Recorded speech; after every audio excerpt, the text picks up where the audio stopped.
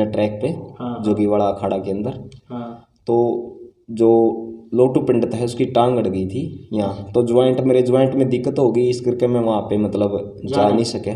तो मेरे लिए ये समस्या का विषय था बिल्कुल। हाँ, तो मतलब अपनी ज़िंदगी के वो कठिन लम्हों से मैं गुजरा।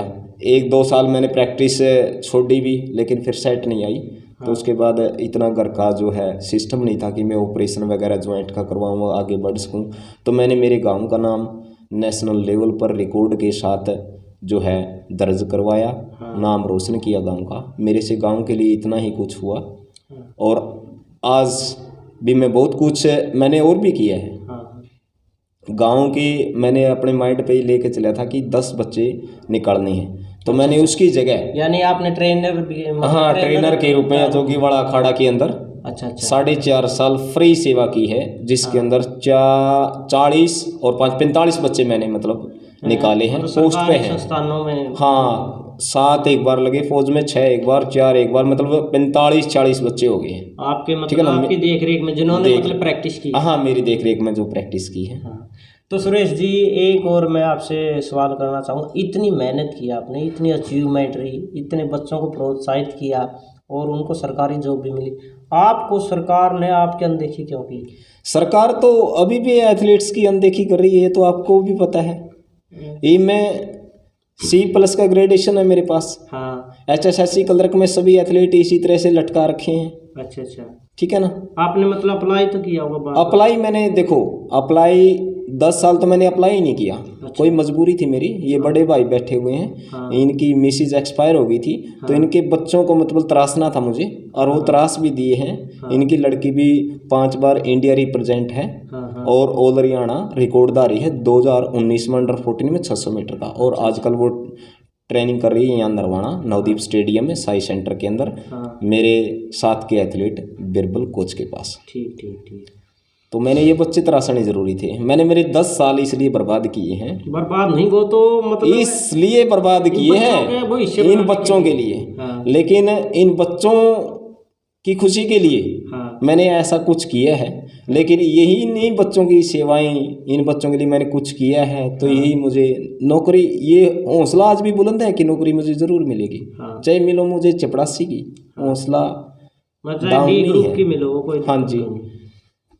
तो सुरेश जी एक बात और बहुत मायने रखती है, जो भी एथलीट बनता है उसके लिए डाइट का जो शेड्यूल है और प्रैक्टिस का शेड्यूल है। जो नए बच्चे मतलब इस लाइन में आते हैं उनके लिए आप क्या मतलब उनको एक निर्देश दोगे ट्रेनर के रूप में? अब मतलब उनको कैसी डाइट फॉलो करनी चाहिए और किन किन बुरी आदतों से बचना चाहिए? सबसे पहले तो नरेंद्र जी, अगर एक बेस्ट एथलीट बनना है जिंदगी में, कुछ ऐसी चीज़ें होती हैं, जैसे सबसे महत्वपूर्ण होता है चरित्र। इंसान का चरित्र अच्छा होना चाहिए, अनुशासन, जज्बा, जुनून, हौसला, नियमितता, ये सभी बुलंद होने चाहिए इंसान के अंदर। और डाइट की बात आप जो बोल रहे हो, डाइट देखो जो प्रोडक्ट यूज करते हैं वो अच्छे नहीं होते। नॉर्मल डाइट लेनी चाहिए, जैसे चने हैं, अरी दाल है, विटामिन से जो भरपूर फल फ्रूट्स होते हैं वही लेने चाहिए। हरी सब्जी ज़्यादातर खानी चाहिए। प्रोडक्ट के तो मैं विपरीत हूँ जी, जो मतलब बिल्कुल वर्कआउट है या नहीं, ये मतलब लाइफ को बर्बाद करने वाले होते हैं, आबाद करने वाले नहीं होते। क्योंकि मान लो प्रोडक्ट के माध्यम से हम 1 साल में प्रदर्शन अच्छा कर लेते हैं, नेक्स्ट ईयर प्रदर्शन अच्छा नहीं होगा, उसकी ट्रिपल डाइट लेनी पड़ेगी। इतना हमारे घर के पास मतलब उपलब्ध नहीं होता पैसा। देहात में ही तकरीबन बच्चे देहात से ही आते हैं। हाँ देहात से ही, तो देहात से बच्चे आते हैं, तो उन के पास इतना पैसा नहीं होता कि इस तरह के प्रोडक्ट 50-50, 60-60 हज़ार रुपये के पुगा सके। और मास्टर जी प्रैक्टिस का शेड्यूल बच्चों के लिए मतलब सुबह शाम का जो प्रैक्टिस का शेड्यूल है और पूरे सप्ताह का, क्योंकि एक दिन रेस्ट रहता है, पूरे सप्ताह का मतलब प्रैक्टिस का शेड्यूल क्या होना चाहिए ताकि अच्छे रिजल्ट आए? देखो प्रैक्टिस का जो शेड्यूल होता है अलग अलग होता है। जैसे कुछ एथलीट्स स्प्रिंटर होते हैं, कुछ लॉन्ग डिस्टेंस के होते हैं, सबका अलग अलग होता है। जैसे मैं स्प्रिंटर रहा हूँ तो मेरा खुद का मैं शेड्यूल बता देता हूँ। मैं जैसे सोमवार को 250 मीटर लगाता था, ठीक है नहीं, मंगलवार को मैं लगाता था 120, ठीक है ना, बुधवार को मैं लगाता था 60, 80 और 100 मीटर, ठीक है ना। वीरवार को मैं ABC करता था, सभी एक्सरसाइज होती हैं ABC में, स्ट्रेचिंग वगैरह की, ठीक है नहीं। और वीरवार की जो बात कहते हैं, मिक्स वर्क करता था मैं। 250 लगा ली, 300 लगा ली, 500 लगा ली, 600 किलोमीटर लगा ली, ठीक है ना। उसके बाद जो शुक्रवार है, शुक्रवार को एक विशेष मतलब सभी एथलीट्स की ट्रेनिंग होती थी ना, तो मतलब सर उनका टाइमिंग लेते थे 1600 मीटर, जो सैनिक अपनी तैयारी करते हैं उनके लिए 1600 मीटर, और 150 मीटर लगाते थे। उसके बाद 120 मीटर भी लगा लेते थे। लास्ट में सर एक आधी टाइमिंग की लगवा लेते थे, 400 भी या 600 जो भी लगवाते थे, 800 भी लगवा देते थे। शनिवार का जो मेरा शेड्यूल होता था वो 600 मीटर, 500-600 मीटर लगाता था। कभी कभी 800 मीटर भी लगवा लेते थे सर। संडे को बिल्कुल फ्रेश रेस्ट होता था। वैसे मैं ऑलराउंडर रहा हूँ, ये नहीं बताता मैंने, मतलब कभी ये नहीं सोचा कि मैं तो 1500 मीटर नहीं कर सकता, 5 किलोमीटर 10 किलोमीटर, ये भी कॉलेज शेड्यूल पे मैंने लगाई है। कॉलेज में 39 की लगा दी थी मैंने, 10 किलोमीटर भी, ठीक, और 18 की 5 किलोमीटर लगा दी थी। सभी जो KM कॉलेज में मैं पढ़ता था वहाँ पे सर भी बोले दौड़ेगा कैसे, और दौड़ने के बाद उनको पता लगा कि दौड़ता कैसे है, तो सभी ने मेरे को शाबाशी दी थी। तो आज तक भी वो हौसला बुलंद है। सिर्फ एक मुझे नाराज़गी इस बात की है कि मुझे आज तक नौकरी नहीं मिली है। C का ग्रेजुएशन भी है मेरे पास, सभी सर्टिफिकेट भी हैं, इतनी ट्रॉफीज भी हैं, इतने मेडल्स भी हैं मेरे पास, उसके बावजूद भी अनदेखी कर रही है। हाँ, सरकार बिल्कुल अनदेखी कर रही है एथलीट्स की। तो मास्टर जी एक बात और मैं आपसे पूछूंगा कि आपका मतलब यहाँ तक का जो सफ़र रहा है उसमें इंसान को कामयाब, ये बताते हैं ठोकरें इंसान को कामयाब बनाती हैं, राह में क्या क्या मतलब मुश्किलें, कठिनाइयाँ, रास्ते के रोड़े, या किसी ने मतलब जैसे हंसी उड़ाई आप बोल रहे थे, या किसी प्रकार का कोई बाधा डाली हो, रोड़ा अटकाया हो, उसके बारे में आप क्या कहोगे, क्या क्या अनुभव रहे आपके? देखो, बाधाएं तो हर इंसान की लाइफ में होती हैं। किसी की लाइफ में कम होती हैं, किसी की ज़्यादा होती हैं। मैंने सबसे जो महत्वपूर्ण बाधाएं थी वो मेरा मतलब घर का सिस्टम अच्छा नहीं था, पैसे नहीं थे हमारे पास, मतलब मुझे डाइट नहीं मिली अच्छी तरीके से जो मिलनी चाहिए स्पोर्ट्स पर्सन को।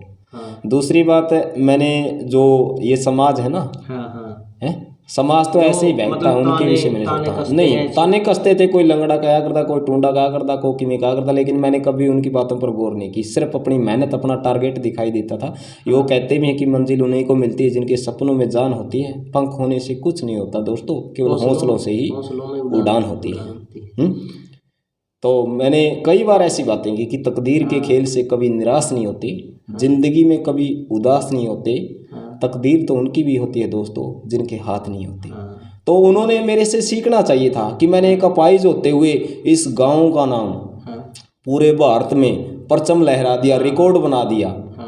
उनको मेरी बांह की तरफ नहीं देखना चाहिए, मेरी फिजिकल फिटनेस की तरफ नहीं देखना चाहिए, मेरे मतलब हौसले की तरफ उनको देखना चाहिए था। आप में जो जज्बा था, जुनून था, आप में जो योग्यता थी, उसको मतलब देखना। हाँ, लोगों की प्रखर बुद्धि होनी चाहिए। अगर कुछ सीखना है तो उसकी अच्छाइयाँ लेनी चाहिए, बुराइयाँ नहीं या खामियाँ नहीं। मास्टर जी, वो इंसान या एक भी हो सकता, 2 भी या 4, 5, जिन्होंने आपको प्रोत्साहित किया हर जिंदगी के उस मोड़ पर जहाँ आप हतोत्साहित हुए, परेशान हुए, आपको सपोर्ट किया है? सबसे ज़्यादा सपोर्ट करने वाले मेरे परिवार के सदस्य हैं। जिन्होंने मुझे मतलब जैसा भी मेरे बड़े भाई बैठे हुए हैं, जिन्होंने मुझे सपोर्ट किया। मेरे बड़े भाई की आज भी मुझे बात याद है कि इन्होंने ये कहा कि तुम मेहनत कर, मन चाहे सिर पर बोरी ढोनी हो। तो आज भी ये सामने बैठे हैं, तो मैं किसी भी बात को भूलता नहीं कभी भी, तो याद रखता हूँ। तो इन्होंने मेरे लिए बहुत कुछ किया है, और मैं अभी लगता है ये कर रहे हैं। मेरे से जो होता है मैं अपनी तरफ से अच्छा कर रहा हूँ, ये इनकी तरफ से अच्छा कर रहे हैं। और कोई मतलब गांव में या आसपास के एरिया में जो मतलब जिसने आपको प्रोत्साहित किया हो? देखो, गांव में तो सभी प्रकार के लोग होते हैं। हौसला डाउन करने वाले भी होते हैं, हौसले को अपर करने वाले भी होते हैं। लेकिन जब वो हौसला डाउन करते हैं ना, उनको भी ये लेके चलो कि ये भी अपर करते हैं। ठीक है ना, कभी भी मतलब नेगेटिव पॉजिटिव नहीं, हमेशा पॉजिटिव रहना चाहिए इंसान को अगर कुछ करना है तो। तो मास्टर जी, अंत में सरकार से हमारे चैनल के माध्यम से क्या अपील करना चाहोगे, क्योंकि सरकार आपकी बिल्कुल अनदेखी कर रही है? देखो, मैं आपके चैनल के माध्यम से सरकार को ये ही कहना चाहूँगा कि जितने भी भारत के अंदर एथलीट्स हैं, उनको कोटे के अनुसार और उनके अचीवमेंट्स के अनुसार हाँ हाँ सरकारी पदों पर विराजमान करना चाहिए। मैं मेरे लिए नहीं सोच रहा हूँ, सभी के लिए सोच रहा हूँ, क्योंकि मेहनत किस लिए करते हैं एथलीट्स? हाँ नौकरी लगने के लिए। हाँ हाँ तो नौकरी ही नहीं मिलेगी तो मेहनत करना छोड़ देंगे, फिर खिलाड़ियों की क्या अहमियत रह जाएगी? हाँ सरकार उनकी अहमियत नहीं समझ रही है। तो मैं आपके चैनल के माध्यम से यही सरकार के सामने अपने विचार इसी तरह से प्रस्तुत करना चाहूँगा कि सभी खिलाड़ियों को तय दिल से नौकरी दे और सम्मान दे, ताकि और मतलब नए बच्चे, हाँ, नए बच्चे तैयार हो जाएं, इस फील्ड में आ जाएं, ताकि उनको भी हौसला हो जाए। पहले जो सीनियर हैं उन्हीं को अगर नौकरी नहीं मिल रही है तो जूनियर क्या चेष्टा रखेंगे? ठीक। तो अंत में मतलब अपने गांव के एथलीट के लिए, अपने गांव के क्षेत्र हरियाणा प्रांत और देश के जितने भी मतलब एथलीट हैं उनके नाम कोई आपकी तरफ से कोई संदेश? मैं मेरी तरफ से यही संदेश देना चाहूँगा, जो हमसे जूनियर हैं वो दिल से मेहनत करें। हाँ ये मतलब बैठे नहीं, हाँ क्योंकि सरकार तो बदलती रहती है। हाँ एक सरकार नहीं रहती कभी भी, हाँ बदलती रहती है। और जो सीनियर एथलीट्स हैं उनका तो मैं तहे दिल से स्वागत करता हूँ, अभिनंदन करता हूँ।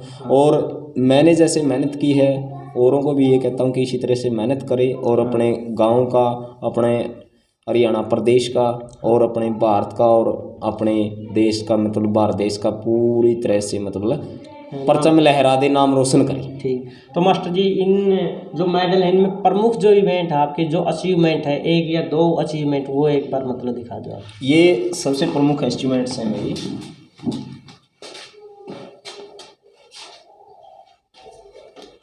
ये 4x100 मीटर रिले है जिसमें मैंने और मेरी टीम ने फर्स्ट पोजीशन रिकॉर्ड के साथ हासिल की। कहाँ की है ये? ये बेंगलोर कंटीरवा स्टेडियम अच्छा के अंदर नेशनल हुई थी, वहाँ की है। हाँ हाँ। और ये है सेकंड पोजीशन 400 मीटर की, सेकंड पोजीशन 400 मीटर। हाँ।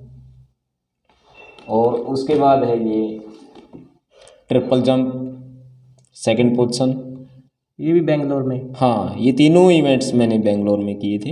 अच्छा। 3 इवेंट्स कर सकता था उस टाइम। और ये बाकी मेरे रह जाते हैं, जैसे ये पंचकुला में हुई थी 800 मीटर। काफ़ी सारे हैं। हाँ, स्टेट के हैं। और ये मेरा ग्रेडेशन है। हाँ, नज़दीक से दिखा दे। ग्रेडेशन है ये मेरा, C+ का है। ठीक।